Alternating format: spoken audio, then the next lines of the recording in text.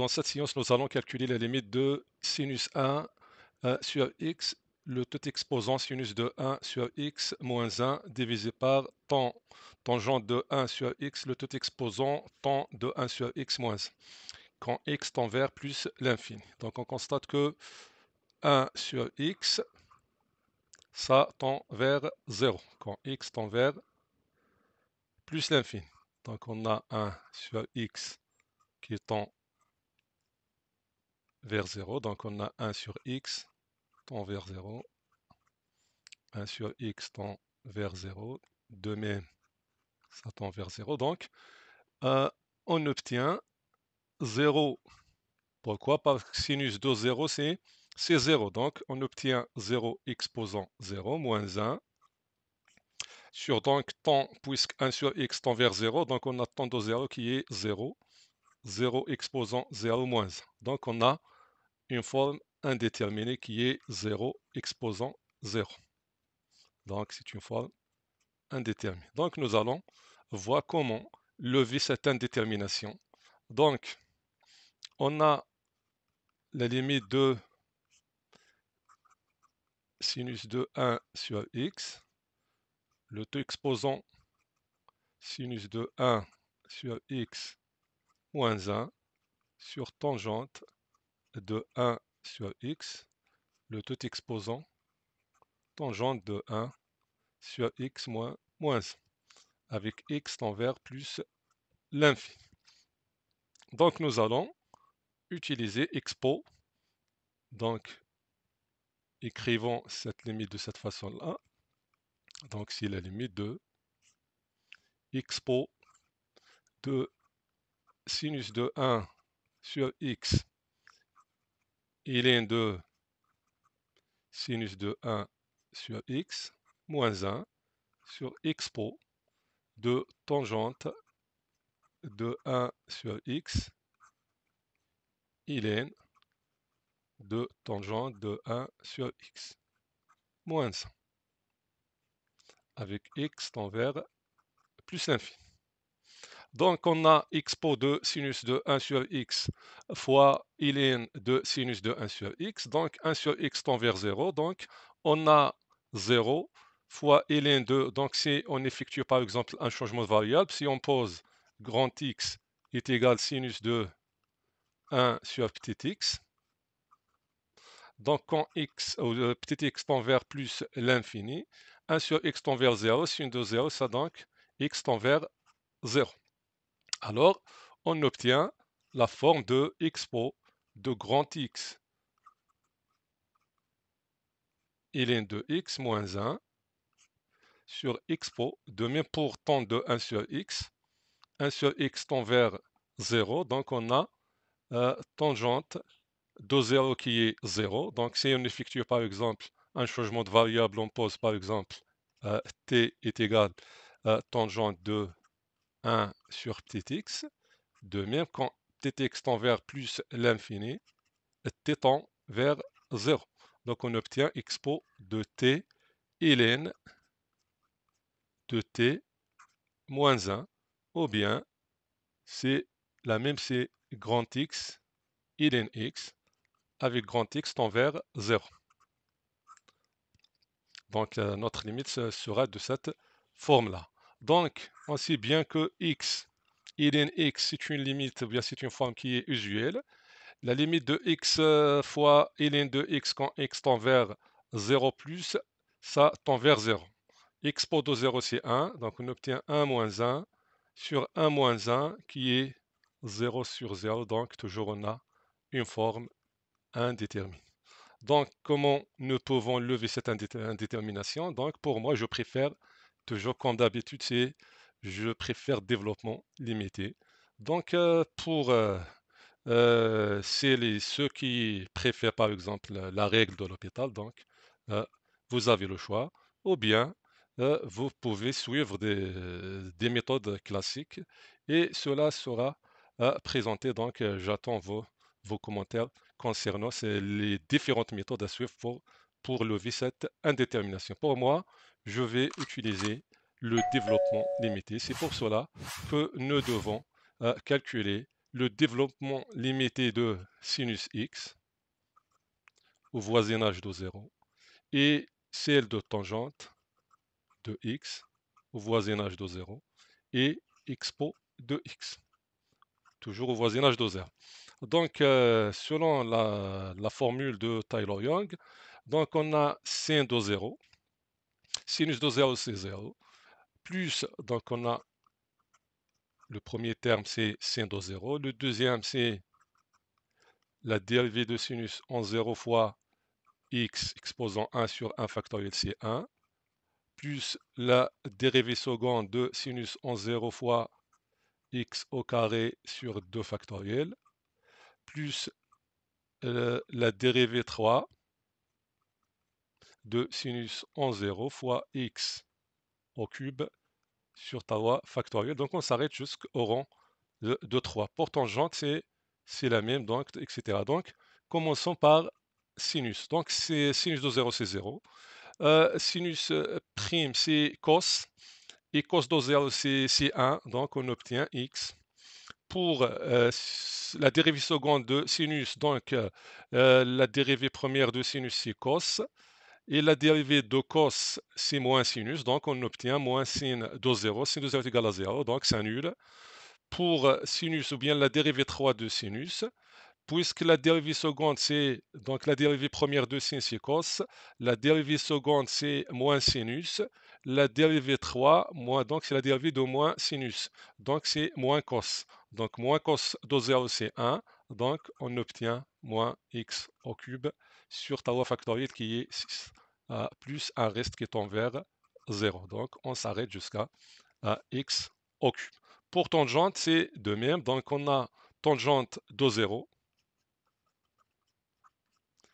plus la dérivée première de tangente en 0 fois x plus la dérivée seconde en 0 fois x au carré divisé par 2 factoriel plus la dérivée 3 de tangente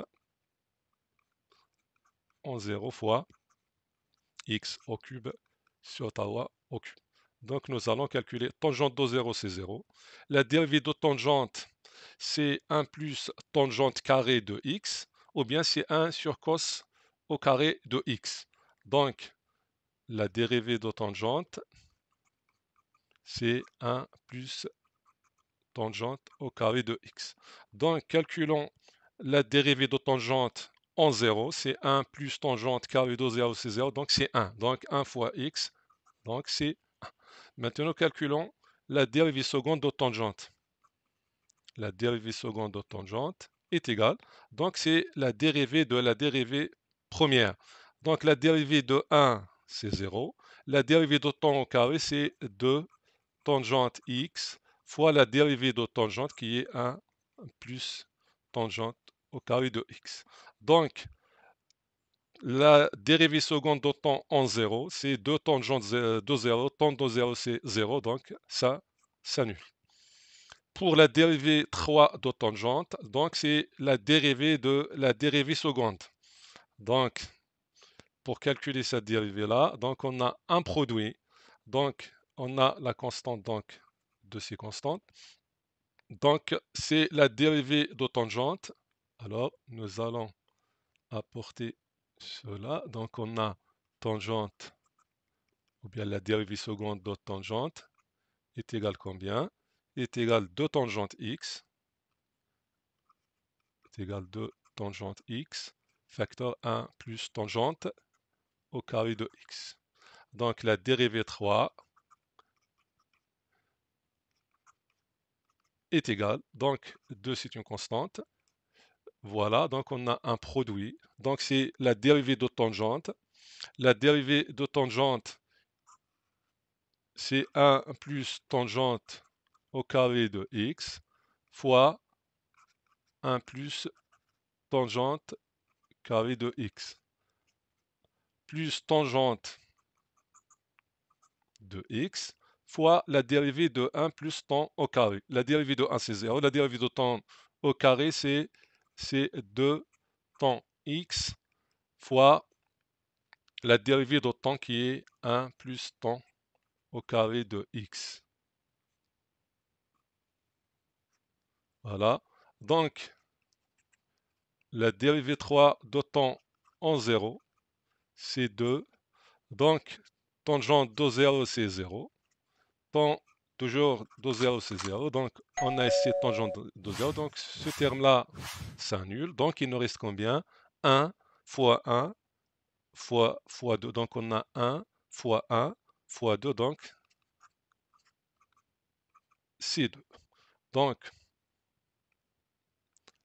Donc, tangente 3, ou bien la dérivée 3 est égale à 2. Donc, il nous reste plus 2x exposant à sur à factoriel qui est 6. Donc, c'est x. Voilà. Simplifions par 2. Donc, c'est x tawa divisé par tau. Pour x pot de x, son développement limité, c'est très facile car la dérivée de x pot de x, c'est toujours x pot de x. Donc, x pot de 0, c'est 1. Plus x fois la dérivée de x pot de x en 0 qui est 1. Donc, c'est 1 plus x au carré divisé par 2. Donc, maintenant, on retourne à la limite. Donc, on a la limite de x pot de sin, etc. Donc, nous allons apporter cela. Donc, on a la limite de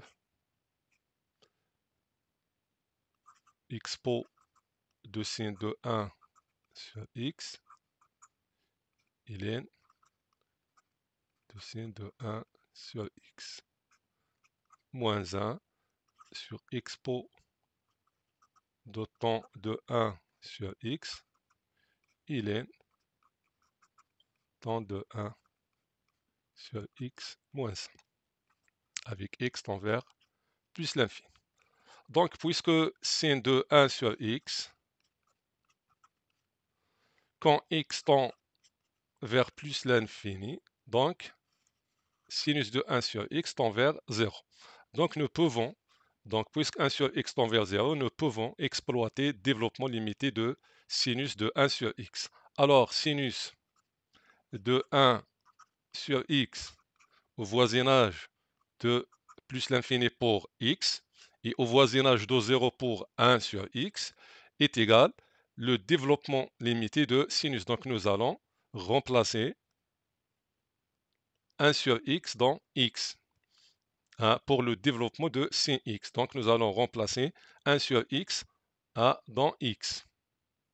Donc c'est 1 sur x. De même pour tangente de 1 sur x au voisinage de plus l'infini pour x et au voisinage de 0 pour 1 sur x. Et on a le développement de tangente. C'est combien? C'est x. Donc on remplace x par 1 sur x et on obtient, c'est la limite de, donc remplaçons signe de 1 sur x par 1 sur x, donc x pot de 1 sur x, il est de 1 sur x, moins 1. Pour tangente, on a x pot de 1 sur x, il est de 1 sur x, moins 1, et x tend vers plus l'infini. Donc on voit, est-ce que la forme indéterminée persiste? Donc on a 1 sur x, c'est 0, et ln de 1 sur x, c'est toujours 0, donc toujours on a la forme indéterminée. Donc on a la limite de, pour ln de 1 sur n, c'est moins ln de n. Donc nous pouvons écrire, c'est x pot de moins ln de x sur x, moins 1, x pot de même ln de 1 sur x, c'est moins ln de x, donc c'est moins ln de x sur x moins 1 avec x tend vers plus l'infini.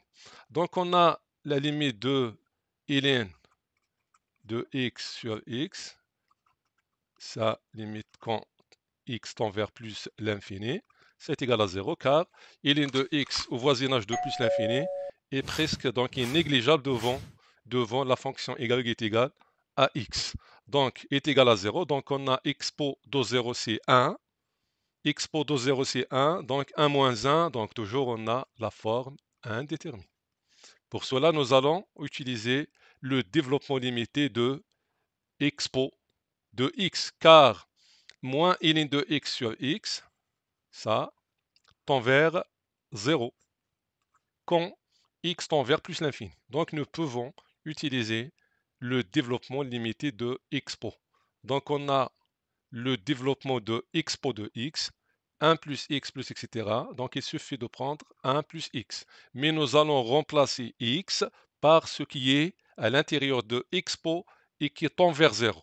Donc on a, donc c'est la limite de